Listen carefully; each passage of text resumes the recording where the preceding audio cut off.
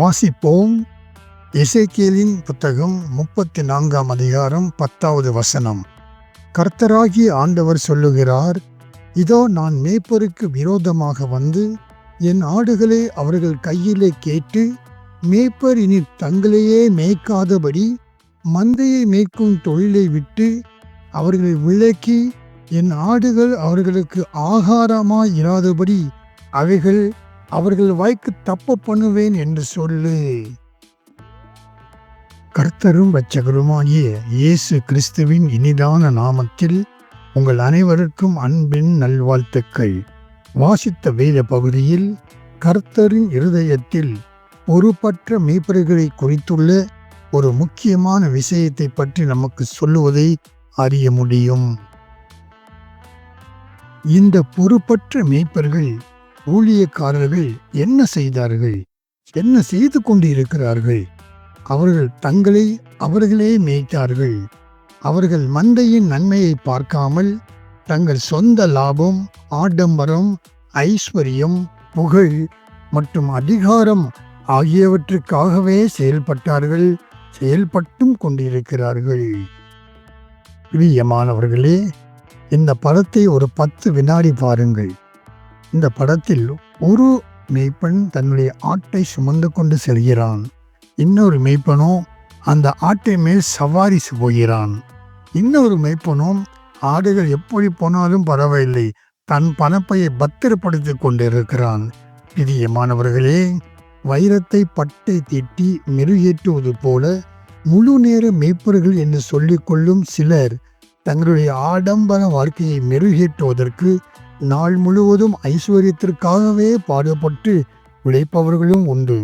அவர்கள் பொறுப்பற்ற மேய்ப்பர்கள், கனவீனமான மேய்ப்பர்கள், அவர்கள் அதிக அவபக்தி உள்ளவர்கள் என்று 2 தீமோத்தேயு 2ஆம் அதிகாரம் 16ஆம் வசனம் சொல்லுகிறது. வாசித்து பாருங்கள். உண்மையான பொறுப்பான மேய்ப்பன் இல்லாததால் ஆடுகள், அதாவது விசுவாசிகள், பலவீனப்பட்டு சிதறுண்டார்கள். காட்டு மிருகங்களுக்கு இரையானார்கள். அதாவது சாத்தானின் வஞ்சகத்திற்கு மோசம் போய் ஆவிக்குரிய வாழ்க்கையை விட்டு தடம் புரண்டு போனார்கள். இந்த படத்தையும் ஒரு 5 வினாடி பாருங்கள்.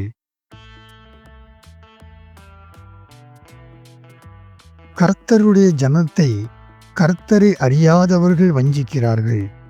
ஏன் சில சமயம் மேய்ப்பர்களே முன்மாதிரியாக தவறான வழியில் நடந்து எப்படியும் வாழலாம் என்று தேவ ஜனங்களை வழிநடத்துகிறார்கள். அவர்களை விக்கிர ஆராதனைக்கு நேராக வழிநடத்துகிறார்கள். தேவ ஜனங்களும் இப்படிப்பட்ட மாய வலையில் சிக்கி விக்கிரகங்களை பின்பற்றுகிறார்கள். விக்கிரகங்களுக்கு தூபம் காட்டுகிறார்கள். கர்த்தருடைய ஜனங்கள் தங்களை வஞ்சிக்கிறவர்களுக்கு இரையாகி ஆவிக்குரிய வாழ்வில் விழுந்து விடுகிறார்கள். பிரியமானவர்களே, கர்த்தர் மேய்ப்பர்களுக்கு விரோதமாக வந்து தனது ஆடுகளுக்காக இந்த மேய்ப்பர்களிடம் கடுமையான கணக்கை கேட்கப் போகிறார். நிச்சயமாக இவர்களால் கணக்கை கொடுக்கவே முடியாது. மந்தையை கவனிக்காமல், பொறுப்பை உணராமல் தாங்களையே பராமரித்துக் கொள்ளும் ஊழியர்கள் மேல் கர்த்தரின் கண்கள் இருப்பதை இவர்கள் மறந்து விட்டார்களோ? சுயநலமாக செயல்படும் ஊழியர்களே, இனி மந்தையை மேய்க்கும் தொழிலை விட்டு உங்களை விலக்கி ஆடுகள் உங்களுக்கு ஆகாரமாக இருக்காதபடி உங்கள் வாய்க்கு ஆடுகளை தப்ப பண்ணுவார். இனி ஆடுகள் மேய்ப்பர்களுக்கு ஆகாரமாய் இருக்காது என்பதற்கு பொருள் என்னவென்றால், தேவன் சுரண்டலுக்கு முடிவு கொண்டு வந்திருக்கிறார் என்று அர்த்தம். சாதாரணமாக மேய்ப்பர்களுக்கு ஆடுகள் வருமானத்தை கொடுக்கும். இனி அது கிடைக்காது. கர்த்தர் அவர்களது வாழ்க்கை முறையில் ஒரு பெரிய மாற்றத்தை கொண்டு வருவார்.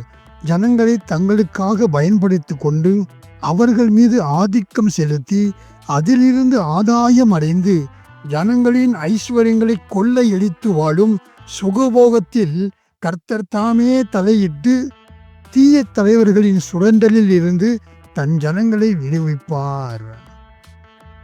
பிரியமானவர்களே, இந்த வசனத்தில் மிகவும் ஆறுதலான பகுதி அவைகளை பொறுப்பற்று மேய்ப்பர்கள் வாய்க்கு தப்ப பண்ணுவேன் என்பதுதான். கர்த்தர் தனது மந்தையை தப்புவிக்கிறார்.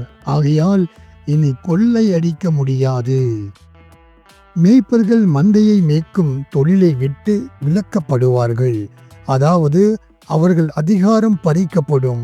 கர்த்தர் இனிமேல் ஜனங்களை தம்முடைய சொந்த பராமரிப்பில் கொண்டு வருவார்.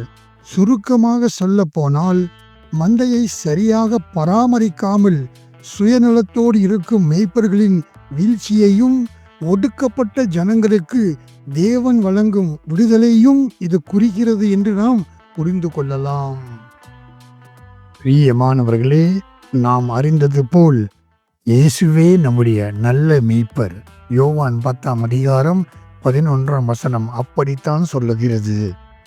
பிரியமான தேவ ஜனங்களே, நீங்கள் சிதறுண்டு போயிருந்தாலும் அல்லது சரியான மேய்ப்பன் இல்லாமல் இருந்தாலும் நீங்கள் இருக்கின்ற இடத்திலே உண்மையான மேய்ப்பரை நோக்கி திரும்புங்கள். அவர் உங்களை தப்புவித்து நல்ல மேய்ச்சலில் மேய்ப்பார். உங்கள் சபை மேய்ப்பருக்காகவும் தினமும் ஜெபித்துக் கொள்ளவும். பிரியமான தேவ ஜனங்களே, இந்த காணொளியை பார்த்த உங்கள் ஒவ்வொருவரையும் தேவன் தாமே அபரிமிதமாக ஆசீர்வதிப்பாராக. ஆமேன்.